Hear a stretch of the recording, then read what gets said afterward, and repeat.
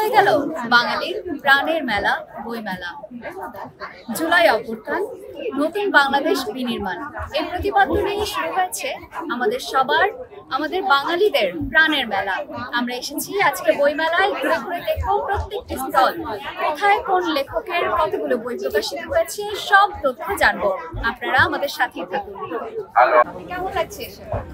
আলহামদুলিল্লাহ, আসসালামু আলাইকুম সবাইকে। খুবই ভালো লাগছে। এখন পর্যন্ত কতগুলো স্টল ঘোরা হয়েছে এবং কি কি বই কেনা হয়েছে?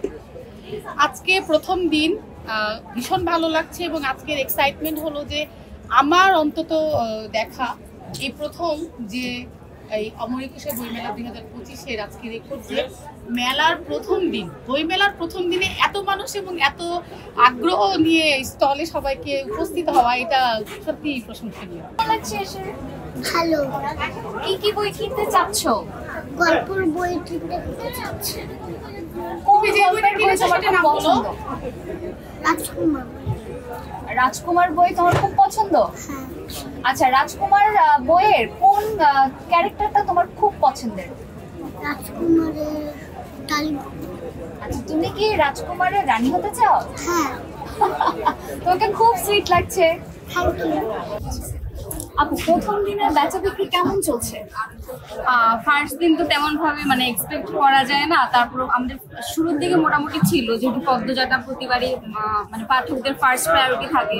তো এবার এটার সেকেন্ড পার্ট বের হয়েছে, এটা ছিল তেমন বলা যায় না, খুব কম আর কি, খুব কম সংখ্যক। আমরা আশা করছি এটা ধীরে ধীরে আরো বাড়বে। আচ্ছা, থ্যাংক ইউ। কেমন চলছে আজকে প্রথম দিনের বইমেলা? প্রথম দিন অনুযায়ী আলহামদুলিল্লাহ বেশ ভালোই চলছে আর কি। প্রথম দিন যেহেতু আসলে অনেক কিছু গোছগাছের একটা ব্যাপার থাকে, তো মানুষ আসলে প্রথমে তো দেখতে আসে, তো তারপর দেখে আসলে বই নির্বাচন করে বা কেনার একটা প্রচেষ্টা করে।